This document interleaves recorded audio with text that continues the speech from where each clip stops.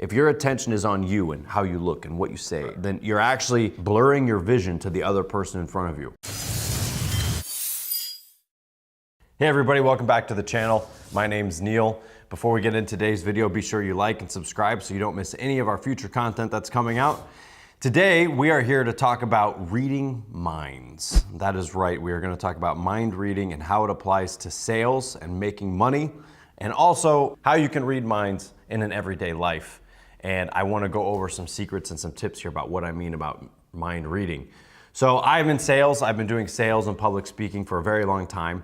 And along the way, I realized that I had the ability to actually observe what the other person was thinking. Now, some people actually wear their thoughts on their face, and it's very easy to see what they're thinking. And other people that you may or may not know very well have a certain facial reaction or a tic of some sort, and you think it means one thing, but it doesn't mean what you think it means.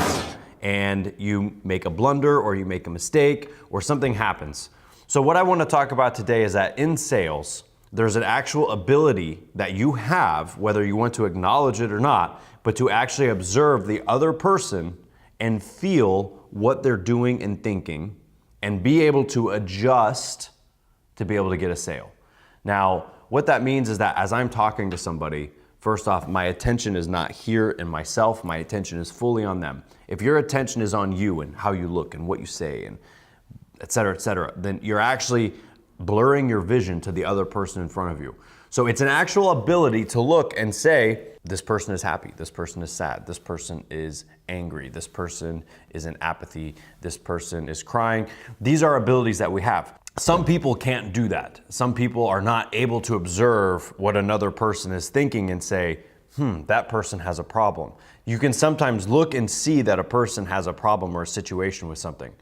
Now, you need to make it a step further and have all of your attention on that person, and you will find that when you are selling and when you're talking to people, when you're enlightening them on things, I can tell when I say something that triggers a positive or a negative reaction, even if there isn't necessarily a facial change, but there's a change in their environment. There's a change around them. And so sometimes I will say something that I know they are liking. I will know that they are getting a positive response to, which means I continue to go down that line of talking or that line of reasoning or that line of thinking. And if I say something that I think is going to get a positive reaction and I get a negative reaction, I stop myself and I ask them, do you see what I'm saying there? Do you agree with that? Or is that what you were looking for? Is that what you were interested in?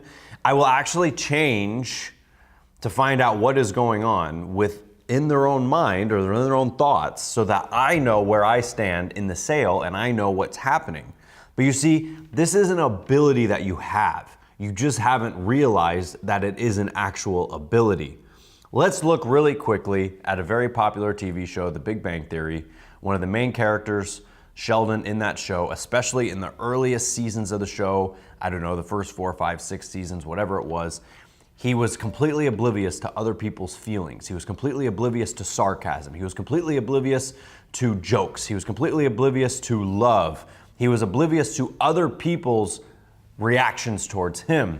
And that was one of the great things about the show, was that Sheldon was oblivious to anything that was going on involving another human being.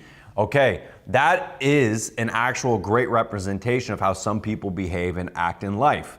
So at one end of the scale, you could be Sheldon and you can do a sales talk and a sales presentation with zero awareness of the person that you are selling or zero awareness of who you're talking to. Or at the other end, you could be a professional salesman who is aware entirely of what the other person is thinking and what's going on, and when he sees a shift, is able to spot that. There are so many times where I'm sitting here and I have two people. This makes it even of a greater task. You've got a husband and a wife, and I'm sitting there, and it is the husband's business or it is the wife's business, and the spouse is there thinking something different from what the owner of the business is thinking. So I'm sitting here with one person who's saying, oh my gosh, this is amazing. And I'm sitting here with another person who isn't involved in the business, and all they're thinking about is money. All they're thinking about is dollar signs. So I can see this happening because I have one person really excited, one person asking a lot of questions, and I have another person who doesn't want to open their mouth. Good. I look at that person and I stop selling this guy. He's already in.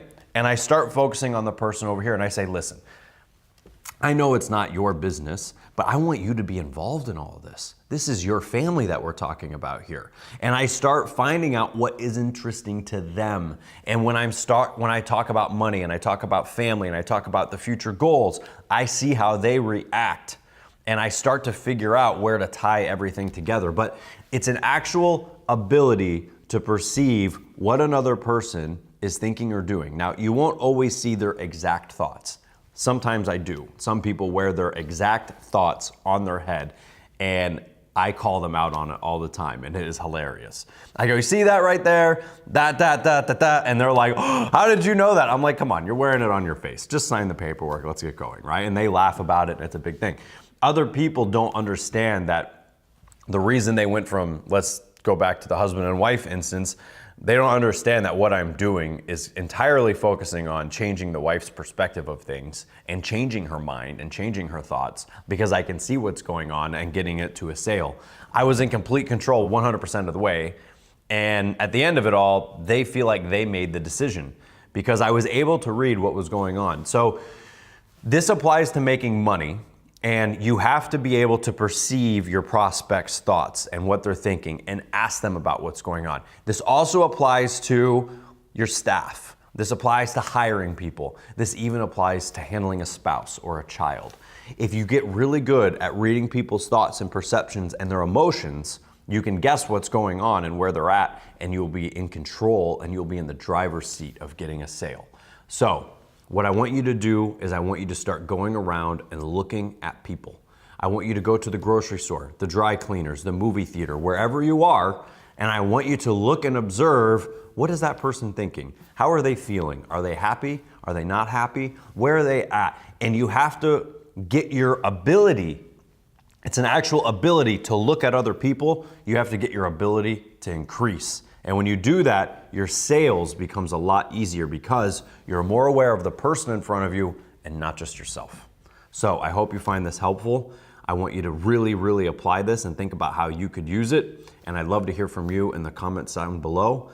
If you have any other thoughts for me, please get in touch with us and I would love to help you. I'll see you next time.